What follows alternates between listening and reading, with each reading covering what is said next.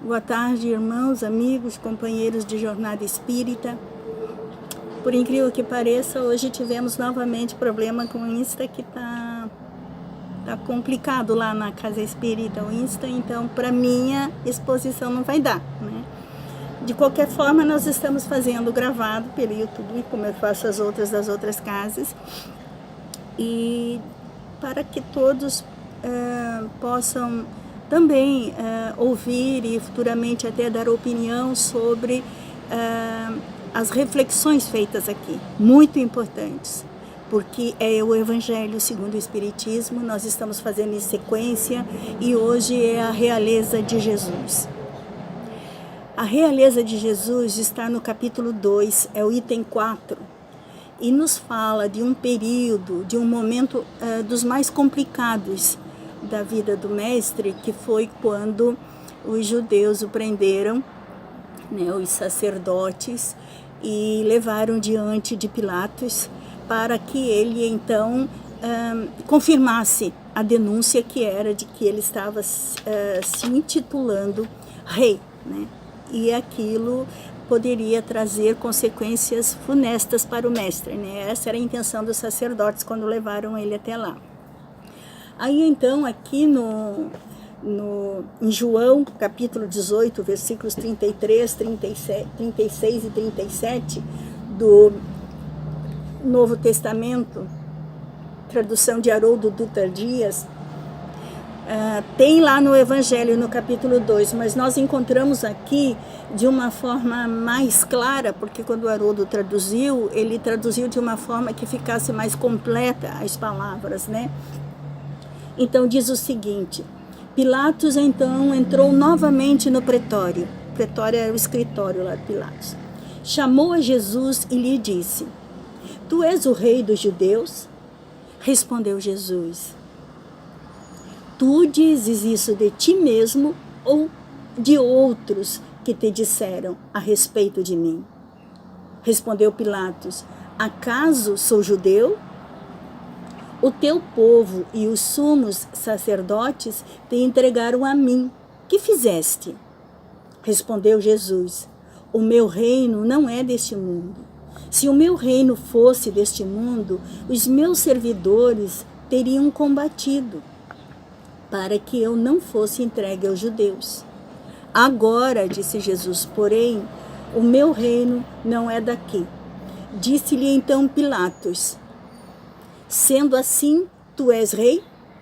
Jesus respondeu: Eu fui gerado para isso, e para isso eu vim ao mundo, a fim de testemunhar a verdade. Todo aquele que é da verdade ouve a minha voz. Eu vou acrescentar aqui que eu estou gravando e ao mesmo tempo passando pelo Skype. Obrigada, Roberto. Então, esse texto inicial de Jesus conversando com Pilatos, quando Pilatos inquire, pergunta a Jesus se ele é rei, e ele diz que tu dizes, ele diz assim, e aí ele pergunta, acaso eu sou judeu? Pilatos pergunta, né, incomodado com aquele homem que meio tirava a sintonia dele, ele ficava sem saber aonde que ele estava e o que ele estava fazendo, pela vibração poderosa do Mestre Jesus. Então, quando Jesus diz assim, agora, porém, o meu reino não é daqui. E são palavras, talvez assim, um tanto quanto pequenas e simples à primeira vista, mas quando Jesus diz agora, ele está falando do tempo, do momento, daquele momento. Ainda não era o reino dele, deixando implícito que um dia seria. E essas coisas a gente precisa tomar cuidado no Evangelho, quando vai ler, para encontrar a essência do texto, para saber o porquê, né, que está sendo colocado desta forma. Aí Jesus disse assim, depois, tu dizes que sou rei.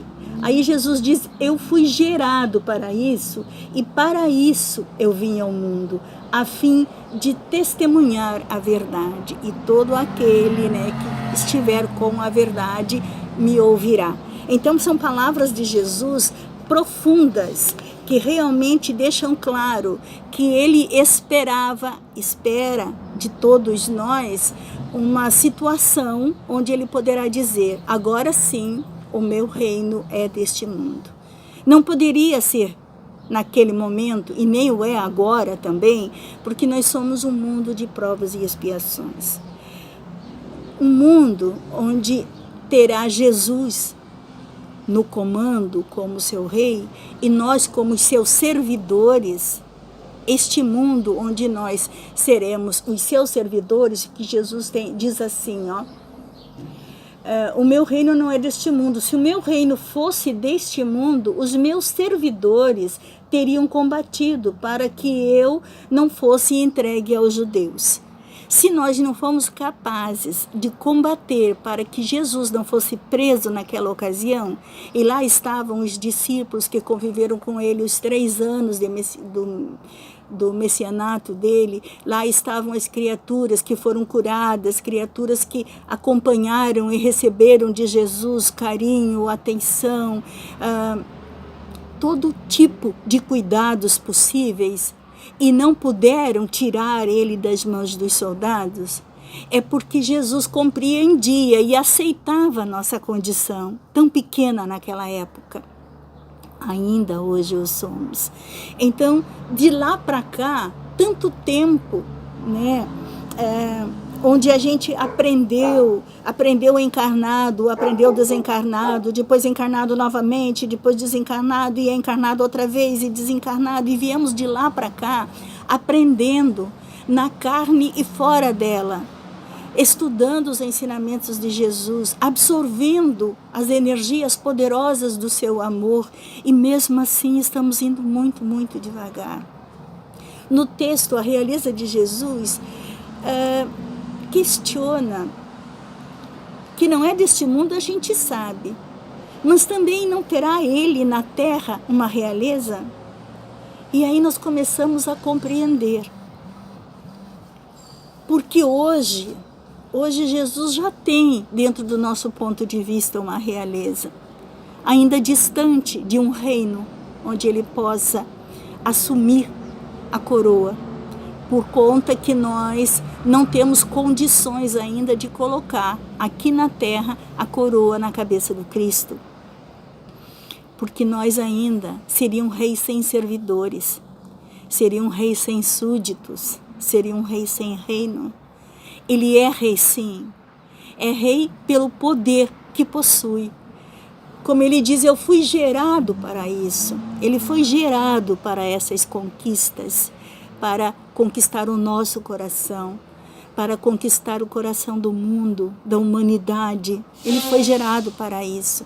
Mas é um trabalho a muito longo prazo. Nós, humanos, temos o costume de querer as coisas para ontem. Nós não nos preocupamos com a necessidade da preparação, do trabalho íntimo, demorado, constante, perseverante, para alcançar esse estado de servidor do Cristo, na acepção real da palavra. Nós precisamos nos concentrar nas palavras do Evangelho para buscar aí essas informações tão necessárias para o nosso avanço espiritual. É claro que Jesus, como nós entendemos, né, muitas vezes a acepção da palavra rei, que não é só aquele que herda, né, por sua hereditariedade, né, a coroa, não. Também o rei, às vezes, pelos méritos nas batalhas, né, como Davi, é colocado a reinar por seu poder nas armas, por suas habilidades, por sua inteligência. E Jesus supera todas essas qualidades. Jesus, às vezes a gente ouve dizer assim, o rei dos filósofos, o rei dos artistas, o rei dos poetas, o rei dos escritores. Jesus, poderíamos dizer, o rei do amor, aquele que soube amar incondicionalmente a todos nós. Por mérito pessoal, esta coroa tem um valor. Então, por mérito pessoal, poderíamos dizer sim, que Jesus é rei. E no decorrer dos séculos, os seus súditos foram aos poucos aparecendo, aos poucos se mostrando. E nós conhecemos as histórias de espíritos que reencarnaram na Terra e viveram de forma extraordinária o seu evangelho, deixando pegadas, né, para que nós pudéssemos seguir. Os próprios discípulos tornando-se então os apóstolos, né, viveram de tal forma que não deixa equívoco de que realmente a proposta do Mestre, a amorosa proposta do Mestre, era para mexer no mais íntimo de cada um de nós. É para arrancar de nós tudo que nós tínhamos de melhor, tudo que nós temos de melhor. E eles ofereceram e deixaram registrado na terra, a peso de lágrimas e de sangue, deixaram registrados na terra o seu amor pelo Cristo. Quando nós nos damos por conta de que, sob esse aspecto do mérito pessoal, Jesus é o mais poderoso rei que já esteve na terra, é o que tem mais condições de usar a coroa, né, aqui na terra, por todas as suas potencialidades mostradas, né? Por isso, por esta razão, ele disse a Pilatos: sou rei, mas o meu reino não é deste mundo. E esta última frase deste item 4 aqui é onde vou calcar as palavras que vou dizer a seguir. Por quê? Justamente porque o reino de Jesus ainda não é deste mundo, porque seria um reino sem súditos, como falamos no início. É um reino onde o rei ensina incansavelmente, mas não pode entregar nas nossas mãos a tarefa sem a preocupação, sem o cuidado de nos cercar de bons espíritos, porque por nós mesmos ainda não temos esta condição. Aí nós começamos a entender a importância das palavras de Jesus quando ele diz assim: agora, porém, o meu reino não é daqui. Ele espera que um dia esse reino seja daqui. Ele deseja intensamente e garantiu que ficaria conosco por todos os séculos. Naquele dia, naquela noite, daquela última ceia, em que ele reuniu os 12 discípulos, que tão amoroso ele disse, com todas as forças da sua alma, dizendo: crede em Deus, crede também em mim, disse Jesus, mostrando que ele já havia dado provas suficientes para que crêssemos nele. Precisou deixar tudo registrado para que a gente avançasse nessa proposta amorosa registrada no Evangelho. Pediu que todos nós nos amássemos como ele nos amou, porque essa era a senha, esse era o grande segredo do Mestre Jesus, que nós o amássemos, que nós nos amássemos como ele nos amou. E aí fica implícita que ele disse que ele e o Pai eram um, assim como o Pai o amou e ele amou o Pai, eles eram um. Então fica implícito que se nós o amássemos, seríamos um com ele. Aí sim, o seu reinado seria deste mundo. Aí sim, haveria amor, haveria respeito, mesmo que fôssemos diferentes, não importa. Mesmo sendo muito diferentes, nos respeitaríamos, nos amaríamos, teríamos paciência uns com os outros. Lá nesta última jornada, vamos dizer assim, que foi aquele jantar, né, a última ceia, reunindo os discípulos em companhia de Jesus, né, no primeiro dia das festas de Páscoa. Jesus, então, com uma costumeira ternura no olhar, como sempre tinha, né? Naquele dia em especial, o seu olhar estava diferente. sem trair aquela serenidade, né, dos momentos, apresentavam um misterioso fulgor. Seriam as últimas orientações em vida aqui na Terra. A sua alma vibrava intensamente. Naquele instante, os planos invisível e visível se faziam entrelaçar. Os companheiros comentavam com simplicidade os últimos acontecimentos, falavam disso e daquilo, alguns reclamavam, outros davam desculpas. Jesus então chega e lhes fala, amados, é chegada a hora em que se cumprirá a profecia da Escritura. Esta frase, acreditamos até porque nos conhecemos, que os discípulos ouviram só essa primeira frase. E eles pensaram que a Escritura havia prometido a ascensão do povo de Israel. Eles não tinham compreendido direito. Então, quando ouviram que é chegada a hora em que se cumprirá a profecia das Escrituras, eles pensaram, bom, é a hora em que o povo de Israel se elevará diante dos outros povos. No entanto, Jesus disse, humilhado e ferido, terei de ensinar em Jerusalém a necessidade do sacrifício próprio. A necessidade do sacrifício próprio. Quer dizer, a necessidade que cada um ia ter de mostrar, de renunciar a si mesmo, de dar em nome do amor.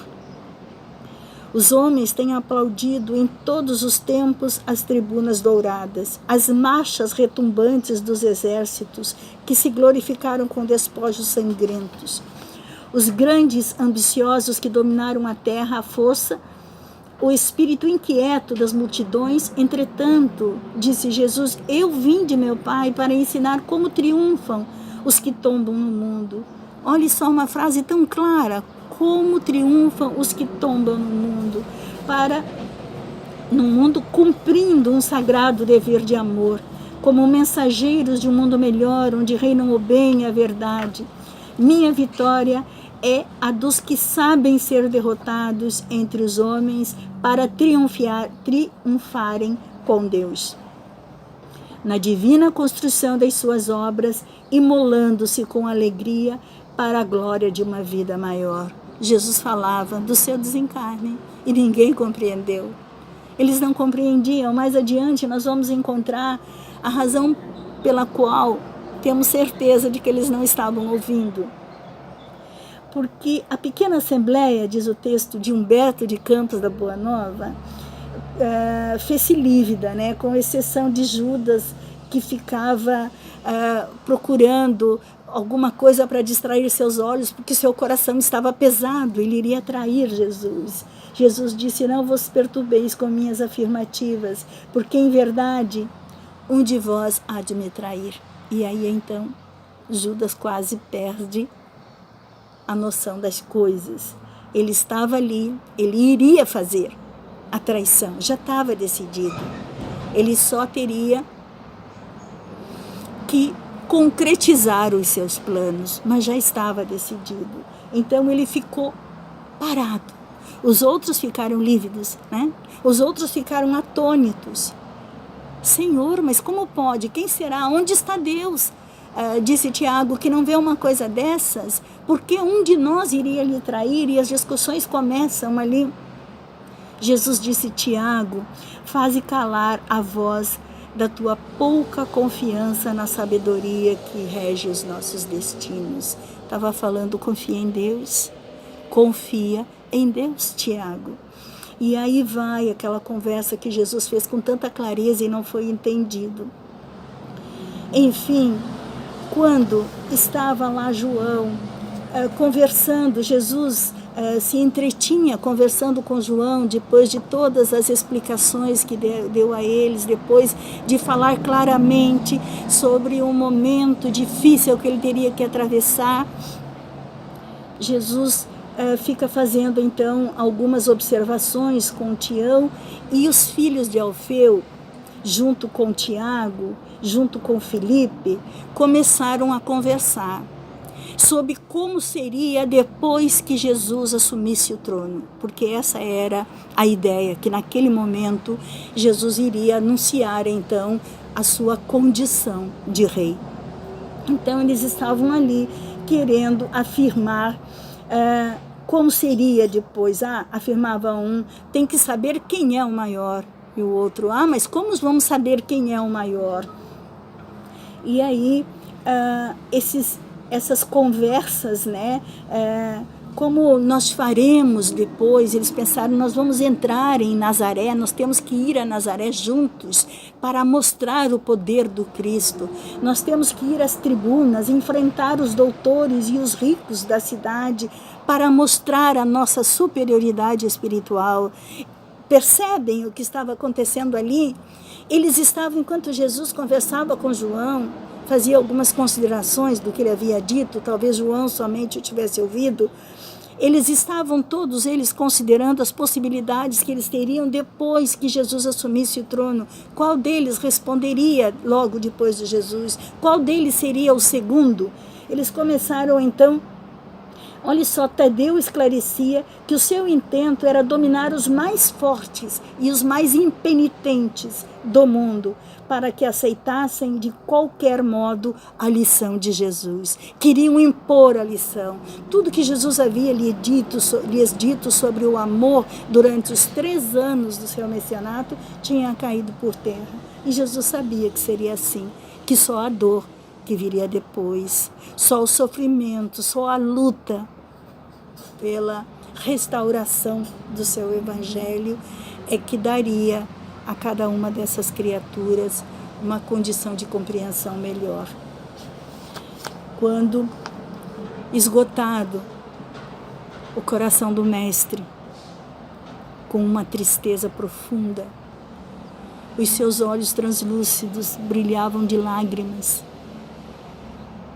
Jesus então se levanta e toma de uma toalha e de uma bacia com água e começa a lavar os pés dos seus discípulos, dizendo: aquele que no meu reino quiser ser o maior, terá de ser o menor entre todos aqui.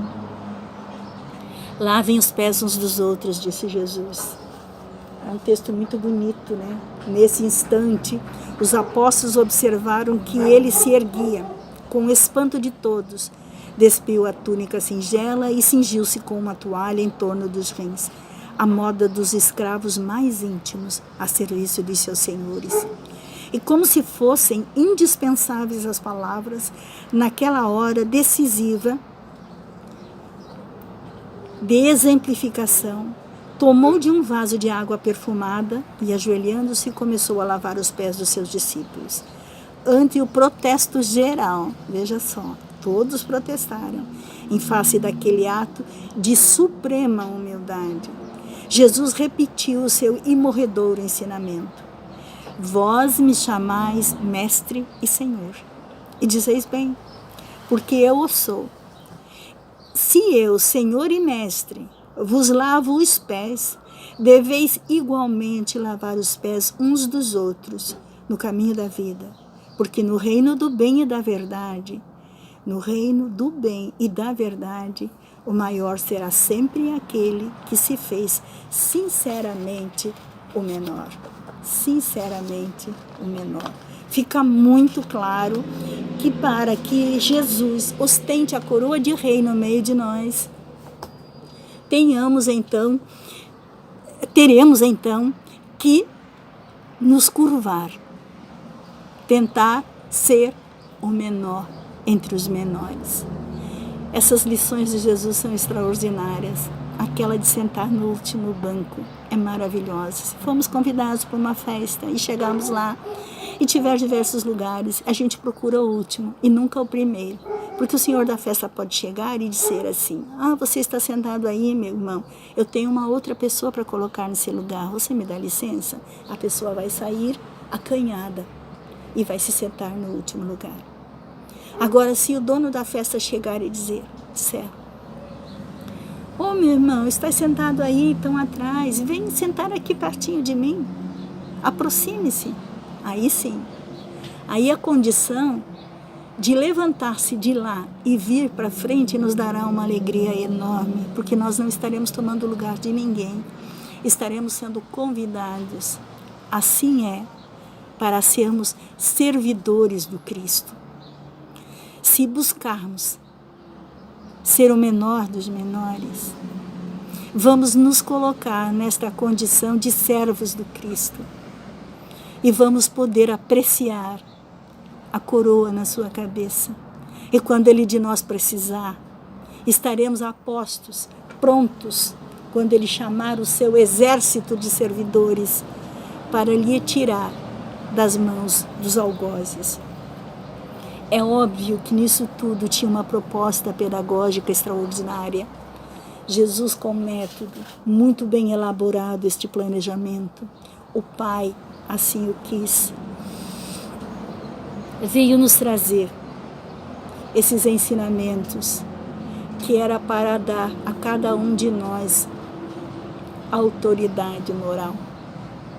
Era para nos ofertar esta condição especial de espíritos melhores, autônomos, luminosos, que ainda estamos tão distante, mas não impossível, não é impossível não. A realeza de Jesus é clara pelo seu poder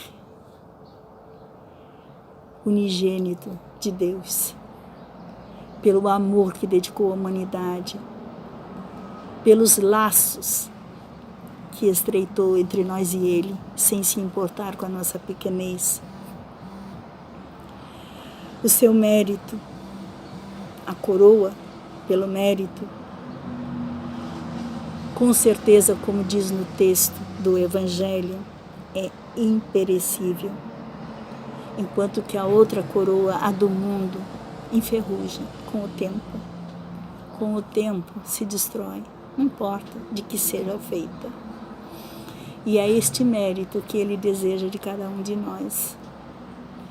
É isto que Ele veio nos ensinar quando aqui esteve, mostrando o caminho, asseverando que era a verdade, que era a vida, falava da vida em abundância. Tudo isso não foi compreendido, porque até os dias de hoje nós continuamos conversando entre nós, servidores, exatamente como os seus discípulos naquela mesa. Quem de nós é o maior? Ainda disputamos espaço, disputamos títulos, disputamos lugares, disputamos verdades, certezas absolutas, sem sequer nos conhecer a nós mesmos. Que este texto, a realeza de Jesus, tenha a força de despertar no teu coração, no meu coração, a grandeza do sacrifício do Mestre, a razão pela qual deixou Ele os seus jardins de estrelas e veio até nós, se apequenando de uma forma que nem conseguimos compreender, para nos servir. Sim, um rei servindo aos seus futuros servidores. Que Jesus nos abençoe e nos ilumine hoje e sempre. E que todas as criaturas sedentas da paz possam conhecer as palavras do Mestre. Porque ali sim está a paz, como Ele disse: a minha paz vos deixo, a minha paz vos dou. Senhor da vida, abençoe-nos, ilumine-nos e fique conosco. Que assim seja.